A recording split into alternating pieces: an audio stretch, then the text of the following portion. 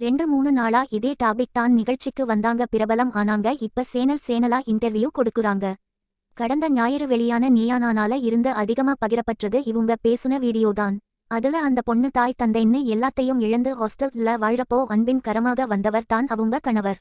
வாழ்க்கையில தனக்கான ஒரு பெரிய பிடிப்பா இருந்த அவரும் கல்யாணம் ஆன ஒரு மாசத்துலயே விபத்துல இறந்து போக, ராசி இல்லாதவள்னு ஊரே சொல்ல, அந்த பொண்ணோட மாமியார் எங்க பையன் போயிட்டான், என் பையன் இடத்துல உன்னை வச்சு பாத்துப்பேன்னு சொல்ல, இறந்தவரோட தம்பி இந்த பொண்ண இப்படி அனாதையா விட வேண்டாம்னு அவரே மறுமணமும் பண்ணியிருக்காரு.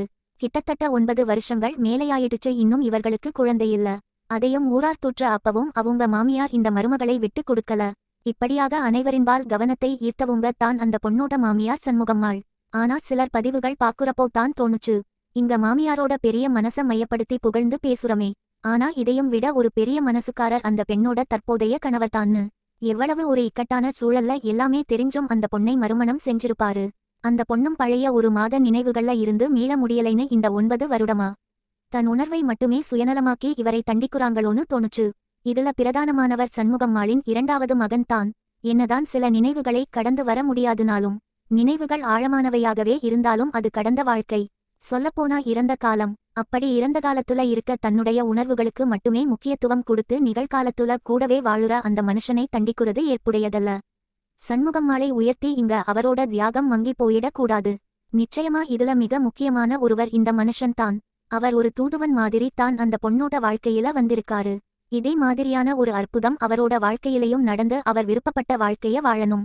இதுல இன்னொரு பாராட்டு, இவுங்கள மாதிரி மனுஷங்களும் இந்த சமூகத்துல வாழ்றாங்க. இவுங்க மத்தவங்களுக்கு ஒரு முன் உதாரணமாவும் இருக்குறதுக்கு. இதை ஒளிபரப்புன விஜய் டிவி நீயா நானா நிகழ்ச்சிக்கு தான். கோபிநாத் இந்த மாதிரியான டாபிக்குகளில் அடித்து தோள் கிளப்புகிறார் மனிதர். மனதிலிருந்து பேசுகிறார், அறிவுறுத்துகிறார்.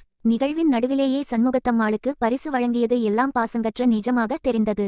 செயற்கை தனங்கள் ஏதுமில்லாத இந்த மாதிரியான எளிய மனிதர்களையும் அவர்களின் தியாகங்களையும் அடிக்கடி நீயா நானாவில் காண்பித்தால் இந்த சமூகத்திலும் நிறைய மாற்றங்கள் நிகழக்கூடும்.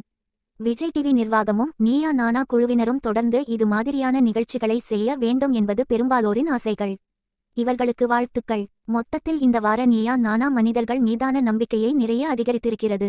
மனிதர்களிடம் இன்னமும் நிறைய ஈரம் மிச்சமிருக்கிறது.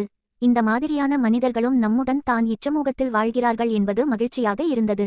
இப்ப சேனலா இன்டர்வியூ கொடுக்குறாங்க. அதுக்கும் கீழே 100 கமெண்ட்ல 20 நெகட்டிவ் கமெண்ட் இருக்குது. அந்த பையன் எப்படி இறந்தான், அந்த பொண்ணுக்கு கவுன்சலிங் தரணும், அந்த அம்மா அவங்கள பொண்ணா பார்த்துருக்கணும், பையனை கட்டி வச்சிருக்க கூடாது, 2வது புருஷன் பாவம்னு. அவங்க வாழ்க்கை அவங்க முடிவு, இதை பத்திலாம் பேசாம இருந்தாலே அவங்க வாழ ஆரம்பிச்சுடுவாங்க. அடுத்த விஷயம் வர வரைக்கும் நமக்கு இது பொழுதுபோக்கு, அவங்களுக்கு இது தான் வாழ்க்கை, வாழட்டுமே. பேசியே பெருசாக்காம இருந்தாலே போதும்.